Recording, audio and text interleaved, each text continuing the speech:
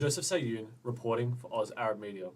And today I'm joined by Sophia Sarkis, a former Myanmar citizen and recipient of the 2023 International Humanitarian of the Year Award. She's also the 2022 to 2023 Miss Universe Australia Charity Queen, and she's been recognised for her work in bringing global attention to the military coup.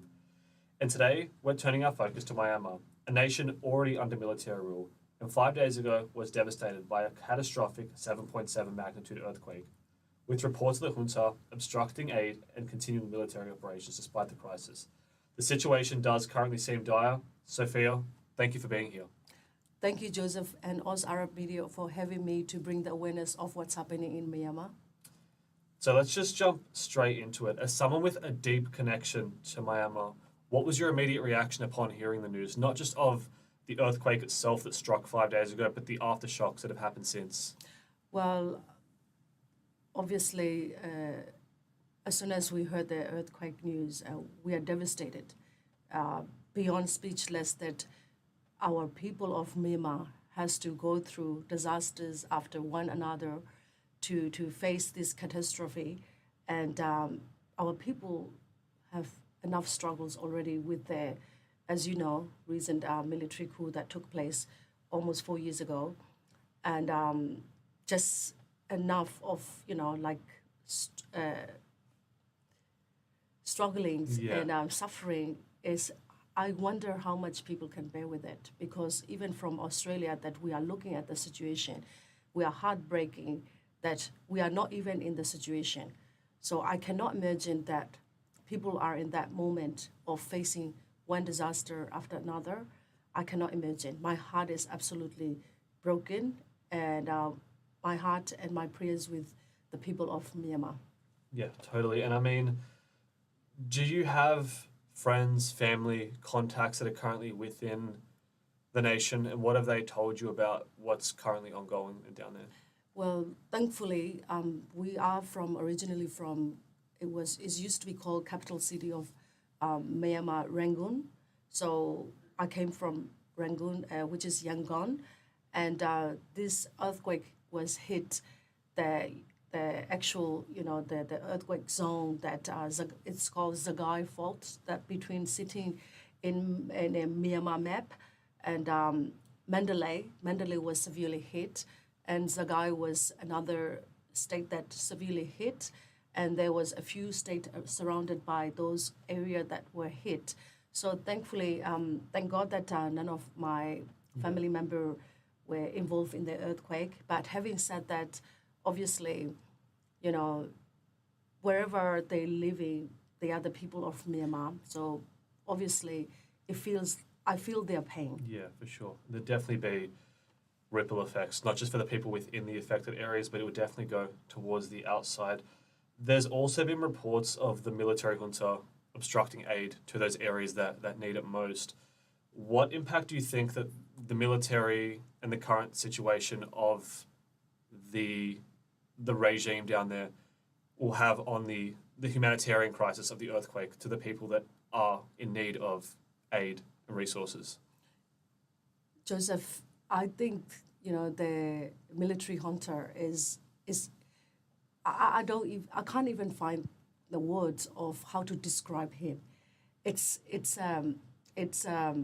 inhumane act, and I can't even describe him or name him as an animal. He's a Satan.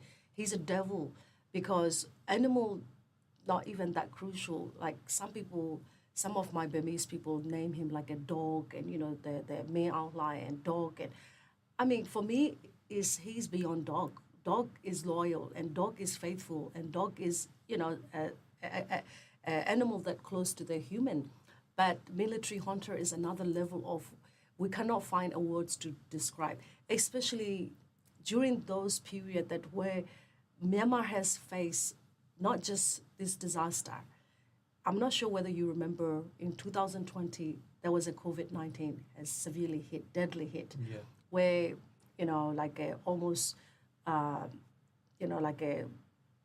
because of the country situation, there's so many people die. Mm-hmm. And then 2021, obviously, military coup took place. So from 2021 to onward, we have a civil war going on. And 2022, obviously, civil war. And then 2023, there was a cyclone Mocha hit severely. Yeah. And then 2024, we have a flood that just happened last year. Wow. So now that earthquake, so one disaster is another disaster, the other disasters follow. So if the country was under the hands of our leader Aung San Suu Kyi, some of those disasters might have been safe or prevent to happen, because the country is being left in the dark, and Myanmar and the group, so-called this military terrorist regime that blocking every access of the international help and international aid to bring it to Myanmar to assess all these disasters. Nobody can get through to the people directly because he blocking everything, and he's the one that's receiving. And at the moment, I'm pretty sure that he is happy and he's glad this happened, because he took he can get every assistance that he could get from international help and all the aids that going through. And he's only taking care of his city, that Naypyidaw, it's called Naypyidaw, and he took all the disaster relief, all the medical assistance, equipments, everything, and all the rescue team and the food, everything, you name it. He took it to his place to obviously looking after his own people. Yeah. And and also with the international funding, Myanmar people won't receive it. He's going to use and he's going to take advantage of it to buy the weapon with those money and those help from the international.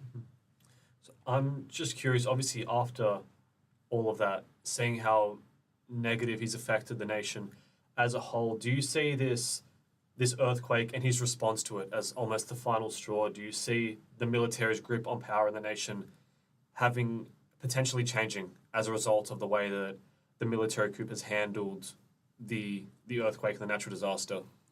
Well, I mean, I don't see much different. I see as a opposite. I don't know about what other people think, but for me, the way I see it as is his biggest opportunity, because he is weakening. Military junta and his military is weakening because of the People Defense Force that we are constantly fight back our armed force people. But what happened is, because of this disaster, we cease fire. During this emergency declares mourning period that people life has lost. If he cares about the people for once, he would have stopped. He would have ceased fire. But instead, he took advantage of it. He took advantage of it during this period that where people are helping each other and people are dying under the collapse, the building and under the rubbles. And we are tried any way that we could try to help to rescue those people or save these people or try to take the dead body out. Do you think he cares? He doesn't. Yeah. He just keep bombing and doing the airstrikes and attacking on the ground, attacking and using this opportunity where our PDF armed force is stopping the fighting to help the people. And then he used that moment. He used that moment to, attack. I don't understand that there's no other leader could do such things during this disaster period, because this is as a human, and every human would think that even during the Lent period or last year the festive period, they cease the fire and they call for the 2-month ceasefires and try to have a peace talk. None of them exist in Myanmar. Yeah. Okay. Well, obviously it seems like there's really nothing happening in terms of fixing it within the nation. How do you see outside nations, international parties coming in and intervening, somehow providing humanitarian aid at a time when the nation is in a crisis and needs help most? Do you see other nations assisting? And if so, how do you see, or what do they need to do? Well, recently, obviously, I've been researching and reading everyday news, but my heart can't take it much anymore, what I've been taking.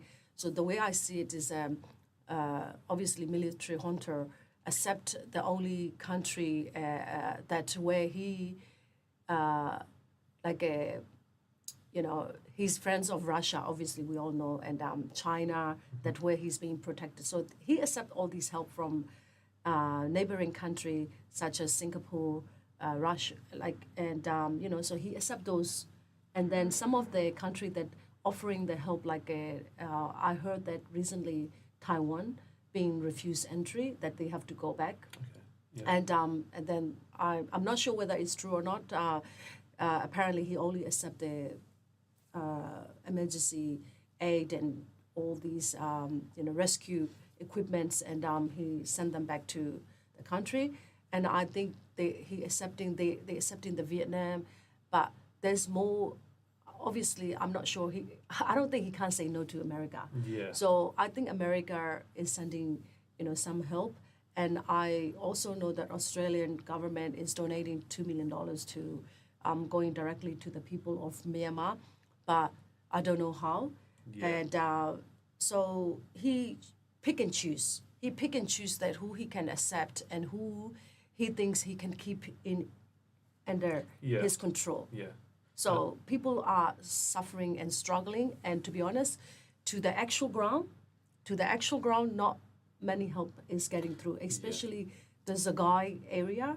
That Mandalay is getting a lot of help because of that you still can access to the state and you still can travel. But the Zagai area, as far as I know, is the bridge has been collapsed, and there is also a problem of getting there is a problem. Yeah. Reaching there to help is a problem. So Zagai is most severely hit area, and most of the people die. Yeah, and I mean, that has been the word coming out of a lot of news sources, the fact that humanitarian aid is having a hard time reaching these areas that ultimately need it most. You've been a long-time activist of the crisis prior to the earthquake. I mean, I had the opportunity to speak to you at the Oz Arab Media Gala dinner, and you were talking about the military coup even way back then. What sort of work are you currently doing, not just for the political crisis down there, but also for the current situation in terms of the natural disaster, in terms of bringing awareness? Well, I am actually going to speak up about, current earthquake disaster, and obviously I'm also a business owner. Me and my husband have RGS aluminum business, so we are planning to establish sort of like a donation channel. I will speak up about the people of Myanmar who are currently facing we want to help them. Yeah. We can't go there and help. Obviously, I wish I can go directly to put myself in there to help, because it's in me. It's in me that I really, it's very hard for me to see from far away to seeing their, heartbroken situation and very sad situation. I wish I can go there and involve and help, but obviously because of the country situation as well as my involvement with military coup, obviously Myanmar is that there is no go zone, but what we can do is I want to set up the obviously fundraising. Yeah. And I don't want to do any like events or anything, because at the moment it's not the right time for me to do the event or fundraising, to organize a fun night or anything that where our heart is absolutely broken. Shattered, yeah. So we just wanted to reach out to the people and businesses who we associate to seek help. Even every dollar can help and save the life of people of Myanmar. Yeah, well, look, before we wrap this interview up, Sophia, is there anything you want to add about the ongoing crisis? Yes, definitely, Joseph. For me, if we want to help Myanmar and the people of Myanmar, we have to demolish once and for all the military regime and military junta and Myanmar Lai. They are terrorists who stole the nation of our people. So we need international help, not just aid. The aid and all the international support that we are getting and all the money that we're supposedly to be receiving is not going directly to Myanmar people. So if any of the people any of the international that want to help Myanmar, it's time to intervene, to end the civil war, end the military coup once and for all, so we can bring and restore the peace of Myanmar. And this is the biggest help that international should do. Yeah. Thank you so much for joining us and shedding light on the ongoing struggles within the nation. I mean, not just the humanitarian disaster, but also just the ongoing crisis of the military and political conflict, I suppose, down there. We'll be continuing to follow the story as it develops. This is Joseph Sahyoun reporting live for Oz Arab Media. Sophia, thank you so much for joining.